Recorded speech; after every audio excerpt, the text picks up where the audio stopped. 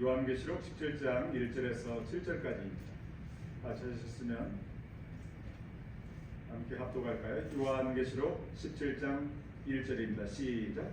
또 일곱 대접을 가진 일곱 천사 중 하나가 와서 내게 말하여 이르되 이리로 오라. 많은 물 위에 앉은 큰 음녀가 받을 심판을 내게 보이리라.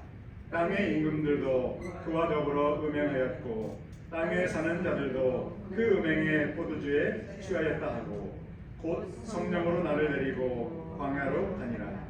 내가 보니 여자가 붉은 및 짐승을 탔는데 그 짐승의 몸에 하나님을 모독하는 이름들이 가득하고 일곱 머리와 열 뿔이 있으며 그 여자는 자줏빛과 붉은 및 옷을 입고 금과 보석과 진주로 꾸미고 손에 금잔을 가졌는데 가증한 물건과 그의 음행에 더러운 것들이 가득하다. 그의 이마에 이름이 기록 되었으니 비밀이라 큰 바벨론이라 땅의 음녀들과 가증한 것들의 어미라 하였더라. 또 내가 보매 이 여자가 성도들의 피와 예수의 증인들의 피에 취한지라. 내가 그 여자를 보고 놀랍게 여기고 크게 놀랍게 여기니 천사가 이르되 왜 놀랍게 여기느냐. 내가 여자와 그가 탄 일곱 머리와 열 뿔 가진 짐승의 비밀을 내게 이르리라. 오늘은 연이어서 계시록의 말씀을 상고하길 원합니다. 특별히 오늘 계시록의 17장의 전반부의 말씀만 함께 봉독했는데요. 양이 많아서 제가 압축해서 봉독합니다. 그러나 요한계시록 17장, 18장에 보게 되면 큰 음녀에 대한 심판을 기록하고 있어요. 큰 음녀에 대한 심판. 그래서 큰 음녀라는 하나의 그 단어는 누굴 가르치는가 많은 신학자들, 목사님들 분분하죠. 의견들이 분분하지만 저는 큰 음녀에 대한 주체가 누구인가, 그것은 이미 요한계시록 전반부에서 이미 그 내용, 그에 대해서 분명히 그 실체를 증거하고 있습니다. 요한계시록 11장 7절과 8절을 보면 두 증인의 사역이 있어요. 두 증인. 계시록 11장에 두 증인, 두 선지자에 대한 사역이 소개되고 있어요. 그래서 7절과 8절을 제가 먼저 읽어드리면 그들이 두 증인이 그 증언을 마칠 때 무저갱으로부터 올라오는 짐승이 그들과 더불어 전쟁을 일으켜 그들을 이기고 그들을 죽일 터인지. 두 증인이, 다시 말해서 두 선지자가 마지막 때 7년 환란기에, 특별히 제가 믿기로는 전반기라고 저는 믿는데요, 후반기라고 설명하는 분들도 있지만 이 내용을 보게 되면 7절에 보게 되면 짐승이 무저갱으로부터 올라오는 그 짐승이 그들과 더불어 싸움을 일으키죠. 두 증인이 증거를 다 마친 후에 그 짐승이 등장해요. 본격적으로 등장해서 그 증인들과 영적인 전쟁을 일으켜서, 육적인 전쟁을 일으켜서 그들을 순교시키는 일이 벌어져요. 올라오는 짐승이에요. 올라오고 있는 짐승. 아직 전면에 등장하지 않았죠. 그래서 두 증인의 사역은 주 그리스도가 전면에 등장해서 후 3년 반 동안 이스라엘과 유대인들과 이스라엘 예루살렘 성을 진멸하려고 하는 그 기간 전에 두 증인이 예루살렘 성에 새로운 성전이 수축된 상태에서 그들의 불신앙을 책망하기 위해서 두 증인이 사역하죠. 진정한 복음이 무엇인지, 오직 예수님이 메시아인 것을 그들이 선포하게 될 거예요. 전 3년 반 동안 그들이 증거를 다 마칠 때, 재앙을 내리고 증거를 다 마칠 때 두 증인을 멸하기 위해서 적그리스도가 무적행으로부터 올라온다. 본격적인 적그리스도의 사역이 시작되죠. 그렇기 때문에 저는 전반부 3년 반이라고 믿고 있어요. 그리고 8절에 보니까 그들의 시체가 큰 성길에 있으리니, 그 두 증인이 순교를 당해요. 그런데 어디에 그 시체가 놓여 있는가 하면 큰 성에 있대. 큰 성의 어느 길에 놓여 있는데 그 성을 설명하고 있어요. 영적으로 하면 소돔이라고도 하고 애굽이라고도 하니, 영적으로 그렇게 말해요. 큰 성을 옛날에는 뭐라고 불렀냐면 소돔이라고 해요. 소돔은 얼마나 타락한 곳입니까? 얼마나 영적인 음녀들이 많았습니까? 그죠? 소돔과 고모라의 멸망을 우리는 알지요. 예루살렘 성을 부를 때 영적으로 하면 소돔이라고 해요. 예루살렘 성은 육적으로 하면 소돔이 될 수가 없죠. 아멘. 그러나 분명히 요한계시록에 예루살렘 성을 소돔 성이라고 부르고 또 애굽이라고 해요. 애굽이 얼마나 타락한 나라입니까? 하나님을 대적하는 나라죠. 바로 왕을 보면 알죠. 이스라엘 백성들을 종살이시키는, 이스라엘을 멸망시키고자 역사적으로 처음 등장한 적그리스도이죠. 적그리스도의 예표가, 상징이 애굽이에요. 그래서 그 큰 성, 큰 두 증인이 죽임을 당하는 그 장소가 큰 성이에요. 큰 성. 그 큰 성을 소돔이라고도 하고 애굽이라고 하는데 그 후반부에 설명을 해요. 큰 성에 대해서. 그들의 주님께서 두 증인의 주님께서 십자가에 못 박히신 곳이라. 아멘. 함께 따라서 하실까요? 십자가에 못 박힌 곳이라. 그 곳이 어디라고요? 큰 성이에요. 큰 성. 그게 어느 성이냐면 과거에는 거룩한 성이라고 불렸죠. 거룩한 성. 성소가 세워져서 하나님의 백성들이 하나님을 피해 제사를 드리는, 그리고 하나님의 제사에 대한 응답이 임하는 그 지역, 그곳, 거룩한 성이에요. 그 성을 말하고 있어요. 그 성. 그래서 오늘 다시 본문에 돌아가면 큰 음녀는 바로 요한계시록 오른쪽에 잠시 보면 성경책의 18장 2절을 보면 제가 읽어드릴게요. 힘찬 음성으로 외쳐 이르되 무너졌도다 무너졌도다. 그 다음에 무엇입니까? 큰 성 바벨론이요. 바벨론도 마찬가지예요. 실질적으로 육적인 바벨론을 말하지 않고 아까 소돔과 애굽처럼 영적으로 하면 소돔이고 예루살렘 성이, 또 영적으로 하면 애굽이죠. 영적으로 하면 바벨론이에요. 예루살렘 성이. 마치 하나님을 전혀 모르고 하나님을 대적하는 그러한 적그리스도의 나라와 같은 그런 하나의 그 성이 있는데 마지막 때에 그 역할을 하는데 그곳이 예루살렘 성이라는 거죠. 그래서 예루살렘 성을 큰 성 바벨론이라고 부르고 또 큰 음녀라고 부르는데 왜 음녀라고 부르지 않고 큰 음녀라고 부르는가? 음녀들의 어미, 음녀들의 여왕이고 음녀들로 하여금 음행을 하도록 부추기는 거예요. 자신과 함께 음행을 하도록 만드는 존재죠. 그것이 2절에 나와요. 땅의 임금들이라면 여기는 그 압축을 하나의 공간적인 배경이 이스라엘과 예루살렘을 이렇게 생각하면서 성경을 이해해야 될 줄 믿습니다.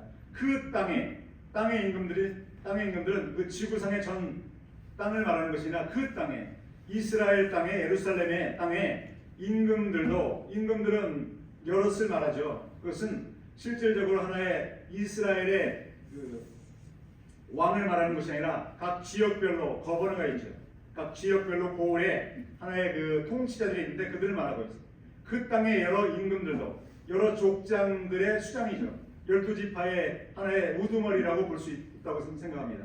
그 땅의 통치자들도 그와 더불어 누구입니까? 그는 큰 음녀예요.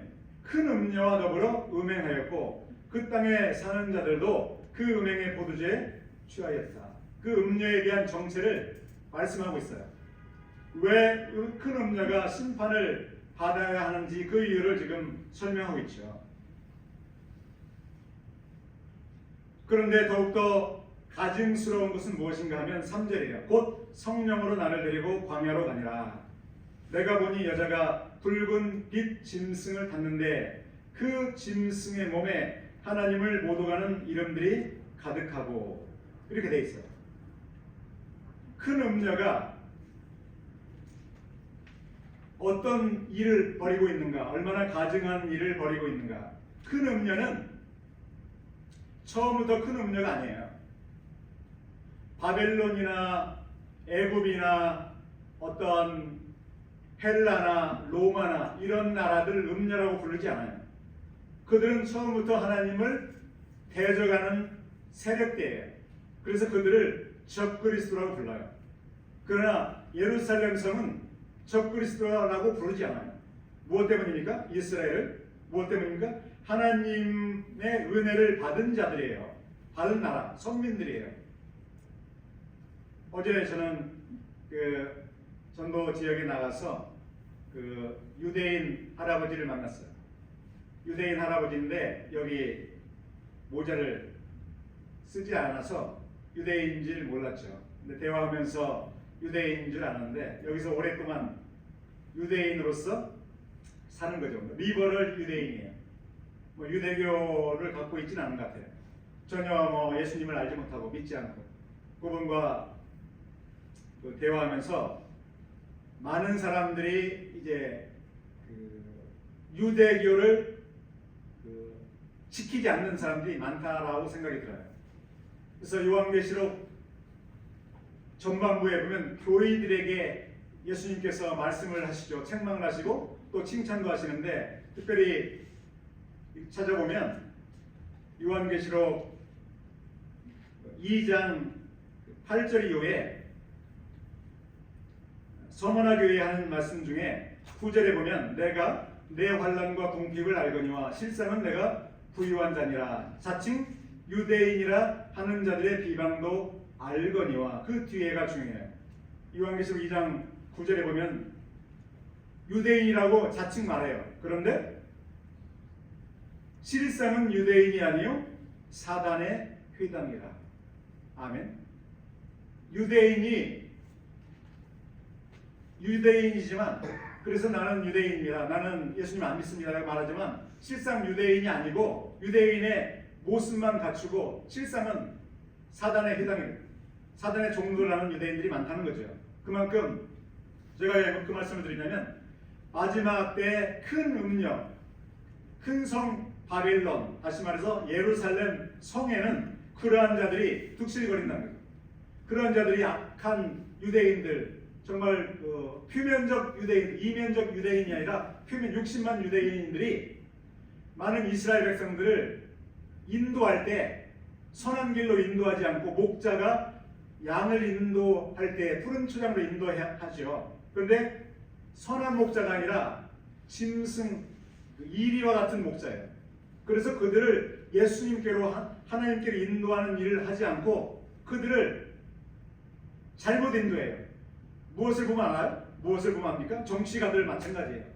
많은 정치가들이 있죠. 우파 정치가도 우파 통치자도 있고 좌파 통치자도 있어요. 근데 보면 알잖아요. 그가 누구와 연합하는가? 이 큰 음녀는 누구와 연합하는가? 3절의 중반부에 보면 그 짐승과 연합해요. 짐승과 타협을 하고 짐승과 결탁을 해서 뭔가 세력을 유지해요. 기득권 세력을 유지해요. 마치 헤롯 왕이 로마 황제와 결탁함으로 말미암아 본디오 빌라도와 결탁함으로 말미암아 예루살렘을 통치했죠. 그 당시에 이스라엘 통치했죠. 그리고 사두개인들, 제사장들, 바리새인들이 누구와 연합을 함으로 그 기득권을 유지했습니까? 헤롯 왕과 연합하고 로마 본디오 빌라도와 연합함으로 그들의 기득권 세력을 유지했죠. 그래서 예수님을 모독하고 예수님을 정죄하고 십자가에 못 박은 것처럼 과거에만 그런 일이 벌어지는 것이 아니라 미래에도 마지막 때도 벌어지고 지금도 그런 일들이 벌어지고 있어요. 보세요. 그 짐승의 몸에 하나님을 모독하는 이름들이 가득하다. 짐승의 그 등을 탔어요. 큰 음녀가. 근데 그 짐승이 누구냐 이거예요. 하나님을 모독하는 이름들을 갖고 있는 짐승이에요. 그렇다면 그 큰 음녀가 어떤 정체성을 갖고 있는가, 어떤 존재인지를 분명히 알 수 있죠. 아멘. 마지막 때 이런 일이 벌어져요. 지금 저는 하나님께서 큰 음녀를 왜 심판해야 되는가? 자신만 타락하고 자신만 지옥 가면 괜찮아요. 그런데 자신뿐만 아니라 수많은 사람들을 음행으로 인도하는 것, 음행을 저지르게 하고 그 음행의 결과 어떤 일을 마지막에 벌이는가? 짐승에게 절을 하게 합니다. 그래서 짐승의 표를 받게 하죠. 그런 사람들은 마지막 때에 나름대로 혜택을 누릴 수 있을 거예요.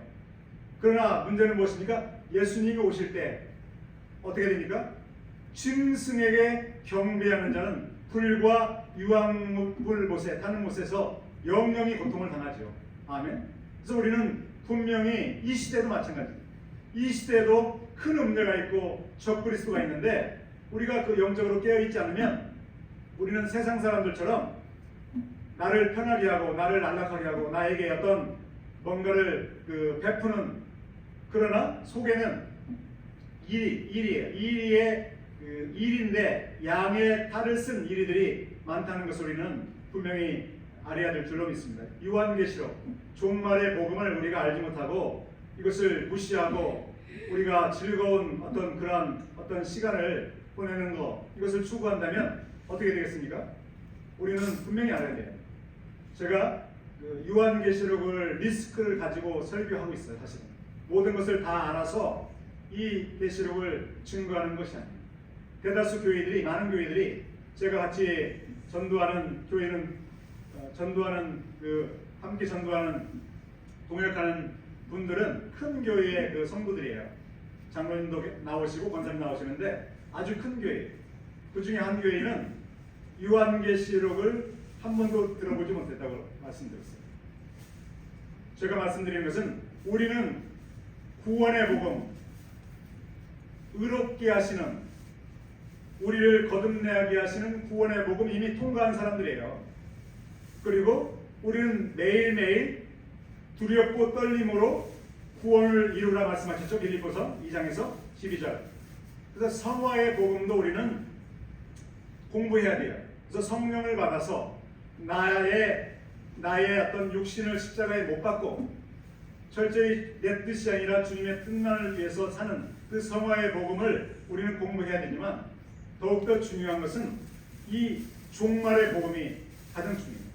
종말의 복음을 모른다면 마지막 때 어떤 일이 벌어지는지 우리가 주목할 수 없고, 우리가 그냥 깨어있지 않은 상태에서 그냥 우리가 물 탄 듯 술 탄 듯 그런 삶을 살 수밖에 없어요. 오늘 보게 되면 큰 음녀의 심판을 말씀하고 있는데, 오늘 잠시 앞부분으로 다시 돌아가서 저희들이 함께 나눈 부분인데, 요한계시록 2장에 보게 되면 두아디라 교회가 소개되고 있는데요. 두아디라 교회에게 예수님께서 이런 말씀하세요. 2장 20절. 내게 책망할 일이 있노라. 자칭 선지자라 하는 여자 이세벨을 내가 용납하니. 그 시대에 실제 존재했던 두아디라 교회, 지금도 마찬가지죠. 수많은 교회들이 있어요.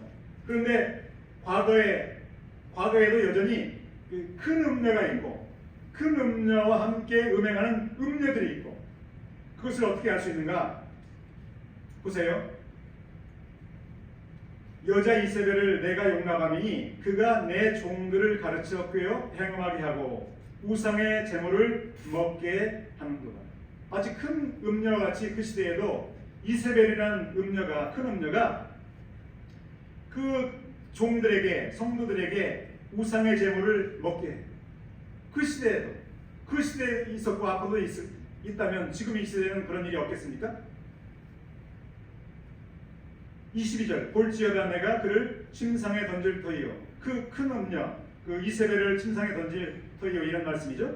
또 그와 더불어 간음하는 음행하는 자들도 만일 그의 행위를 회개하지 아니하면 큰 환난 가운데 던지고. 왜 우리가 요한계시록을 묵상하는가? 왜 공부해야 되는가? 지금 마지막 때 7년 환난 기간 아니에요. 그러나 지금도 그러한 음행을 부추기는 일들이 많아요.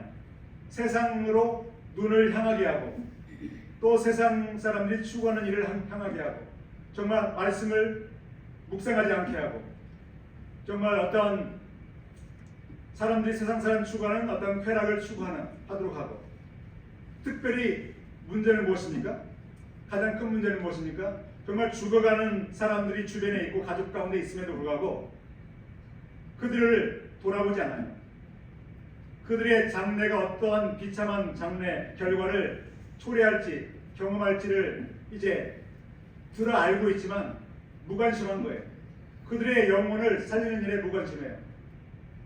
그들의 영혼을 살리는 일에 무관심하는 이유는 여러 가지 있겠죠.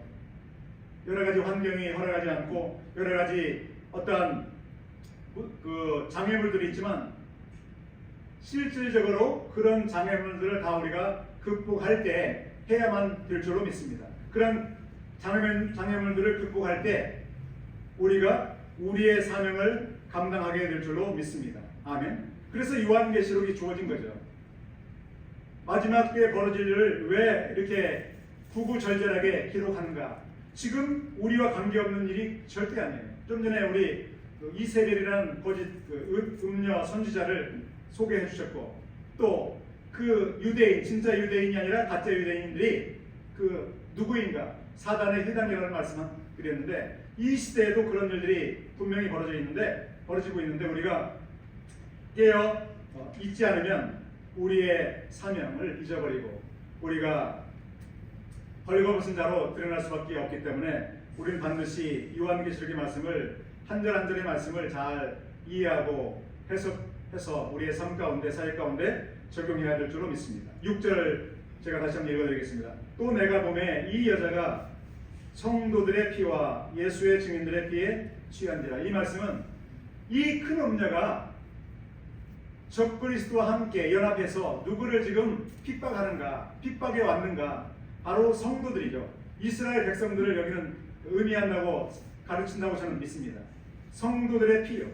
그들에게 그들의 피를 흘렸어요. 스데반의 피를 흘린 것처럼 예수님 당시에 수많은 선지자들을 잡아서 십자가에 못 박은 것처럼 또 사도 바울을 끝까지 추정함으로 말미암아 군대를 이끌고 그가 가는 곳마다 사역을 방해했던 유대인들이죠. 자칭 유대인이자 하지만 사단의 회당이죠. 진정한 유대인이라면 그들은 그렇게 하지 않았을 거예요. 그 성도의 피를 흘렸어요. 그 큰 음녀가. 또 누구입니까? 예수의 증인들의 피. 함께 따라서 하시면 좋겠습니다. 예수의 증인들의 피.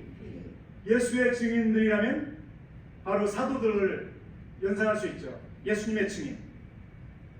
너에게 성령이 임하시면 너희가 능력을 받고 땅끝까지 이르러 내 복음의 증인이 되리라. 예수님의 증인들의 피.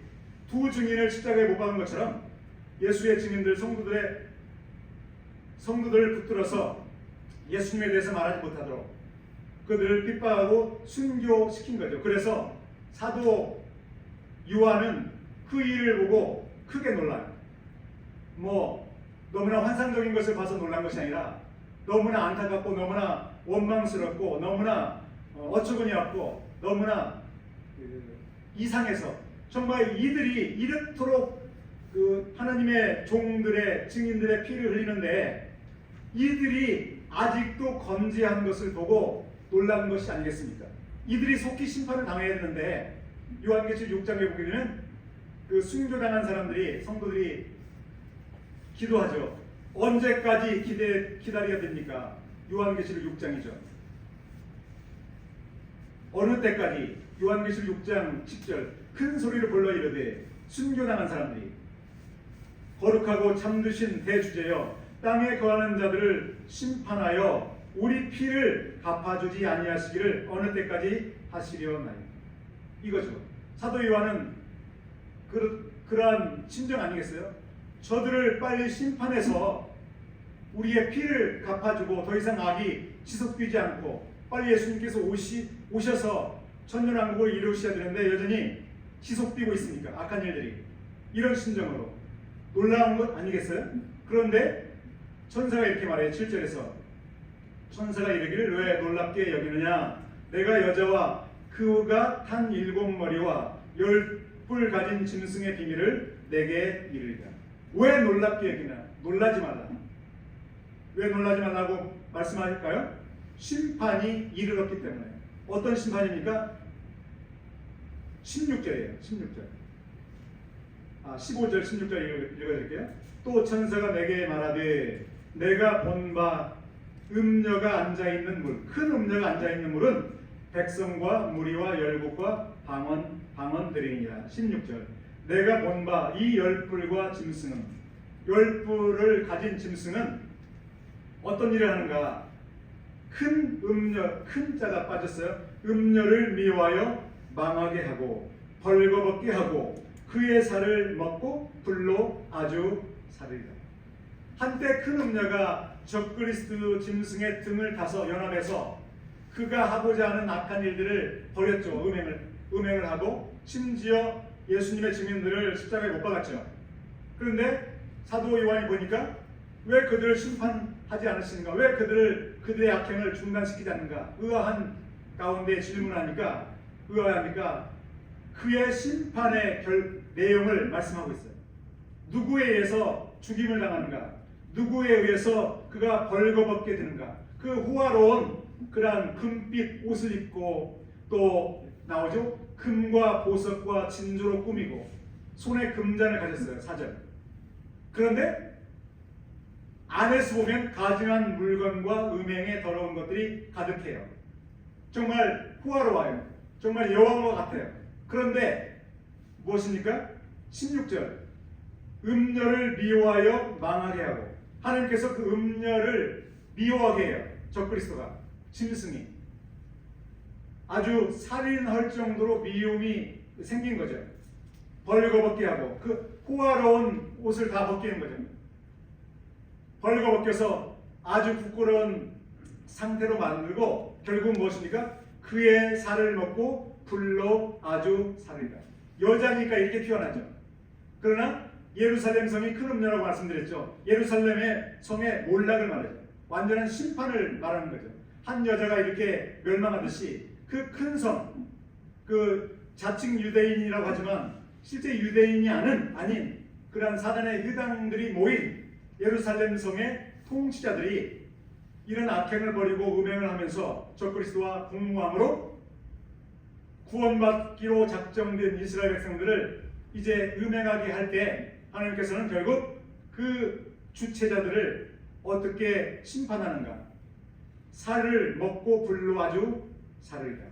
적그리스도를 통해서 적그리스도에 이용당한 거예요. 결국. 적그리스도가 예루살렘 성과 이스라엘을 멸망시키려 할 때 바벨론이 이스라엘을 유대 땅을 멸망시킨 것처럼 적그리스도의 목적은 그거라고 지난주에 제가 말씀드렸죠.